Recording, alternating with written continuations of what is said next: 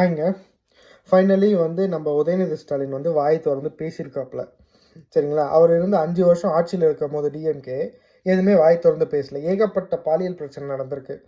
ஓகேங்களா? ஒரு அண்ணா யுனிவர்சிட்டி கேம்பஸ்குள்ள ஒரு பொண்ணுக்கு வந்து இந்த மாரி ஒரு ஹராஸ்மென்ட் நடந்திருக்கு. அது எப்படி நீங்க பொறுப்பேத்துக்காம நீங்க வந்து எதுவுமே பேசாம அப்படியே தட்டி கழிச்சிருக்கீங்கன்னு எனக்கு தெரியல. அது பண்ணது வந்து உங்க டிஎம்கே மினிஸ்டர்ஸ் கூட எல்லாம் சேர்ந்து ஃபோட்டோ எடுத்திருக்காங்க. உங்களோட கட்சிய சார்ந்தவங்கன்னு சொல்லிட்டு நெறைய பேர் தெரிவிக்கிறாங்க. ஆனா உங்ககிட்ட இருந்து எந்த பதிலும் வராது. அப்பல்லாம் எதுவுமே வாய் தொறந்து பேச மாட்டீங்க. இந்த மாரி ஏகப்பட்ட பிரச்சனையில எதுவுமே வாய் தொறந்து பேசல. அப்புறம் 60 பேர் கள்ளச்சாராயம் குடிச்சு செத்தாங்க கள்ளக்குறிச்சியில. அதுக்கும் எதுவும் வாய் தொறந்து பேசல. போய் அவங்களையும் பார்க்கல. இப்ப ஏதாவது ஒண்ணு பிரச்சனை நடக்குதுன்னா, இப்பயாவது வாய தொறந்து பேசுறீங்க. பேசுறது ஓகே தான். பட் ஆனா அதுக்கு என்ன நான் சொல்றேன்னா, பெட்டர் வந்து நீங்க எதிர்க்கட்சி தலைவரா இருங்க. அதுவுமே நெக்ஸ்ட் டைம் எல்லாம் ரொம்ப கஷ்டம் தான். கொஞ்சமாவது கொஞ்சம் மெனக்கெட்டு உங்களுக்குன்னு கொஞ்சம் வேலை செய்யுங்க. சரிங்களா? உங்க அப்பாவ வச்சே வந்து ஒரு வாழ்க்கைய வந்து நடத்தலாம்னு நெனைக்காதீங்க. நீங்க ஏதாவது சுயமா யோசிச்சு, ஏதாவது வேலை செஞ்சீங்கன்னா தான், அடுத்தது எதிர்க்கட்சி தலைவராவது இருக்க முடியும். இல்ல அதுவும் இருக்க முடியாது. தலையில துண்ட போட்டு போ வேண்டியது தான்.